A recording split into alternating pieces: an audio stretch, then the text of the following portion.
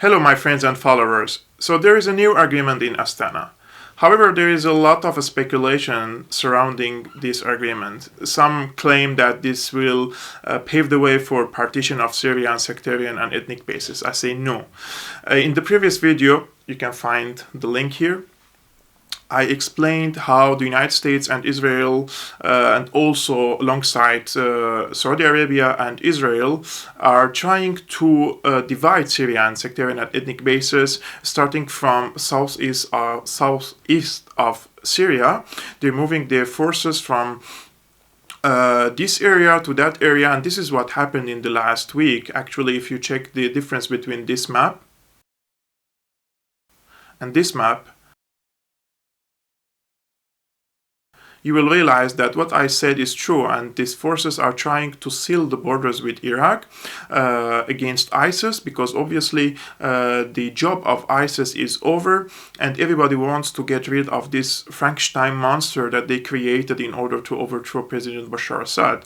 But this monster is now attacking in Europe, attacking in the United States, so they have to get rid of it in order to protect their geopolitical interests, not only in the region, in the Middle East, but also abroad. However, there is also a second, as I explained, the so-called Syrian Democratic Forces led by the Kurds are also advancing.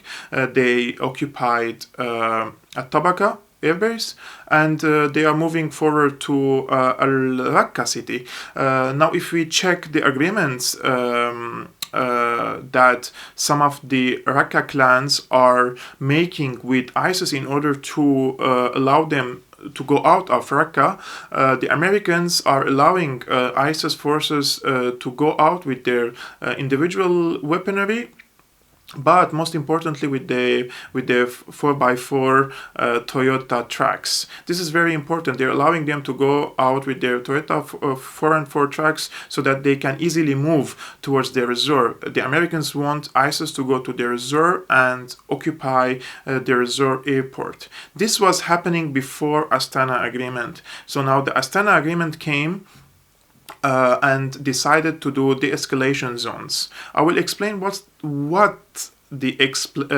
de-escalation zones are. It's different from the safe zones that the Americans were proposing. Americans were proposing safe zones in a way that their warplanes are allowed to fly over the Syrian airspace, and they are allowed to bomb whatever they want, but the Syrians are not allowed to bomb the terrorists. This is what the Americans were proposing. The Russians, on the other hand, they proposed the de-escalation zones in Daraa, in Idlib, in northern of Homs, and in some parts of Idlib. The de-escalation zones, in the de-escalation zones, no warplanes are allowed to fly. No one, neither the Russians, nor the Syrians, nor the Americans, anybody is not allowed. Everyone is not allowed to fly over these areas.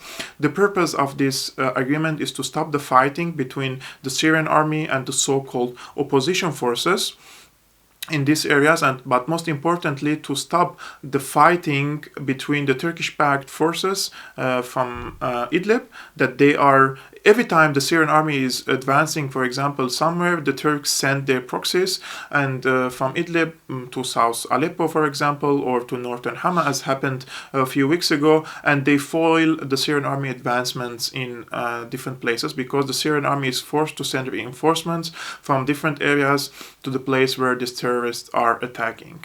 Now, the Turks signed on this agreement. That means they are legally abided by respecting this agreement, so that its forces, Ankara's proxies, should not attack Syrian army positions, for example, in northern Hama.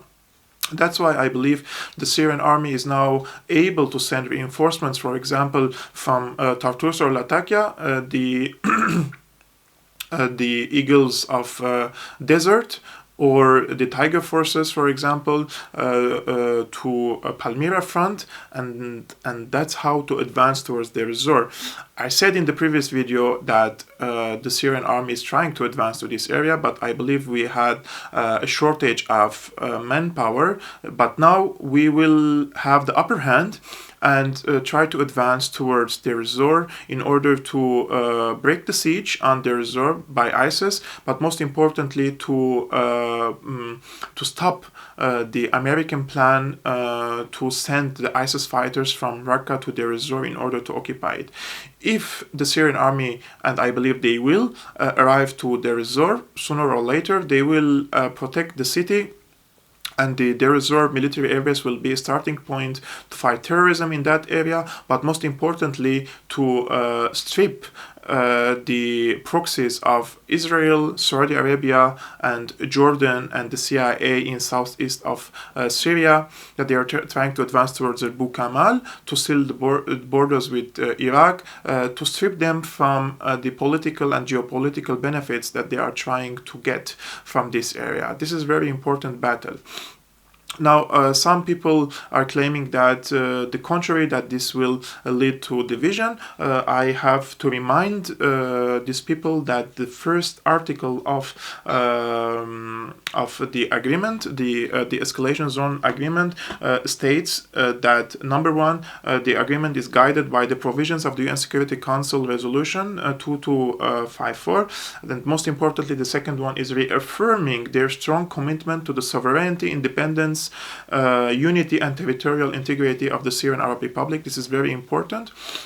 But also more importantly, in Article 5, in the second provision, they say they will take all necessary means to continue the fight against Daesh, ISIL, Nusra Front, and all other individuals, groups, undertakings and entities associated with Al-Qaeda or Daesh. That means any so-called moderate rebel that is fighting with Al-Nusra or ISIS will be considered terrorist, and they will be targeted by the Syrian army in different geography of Syria.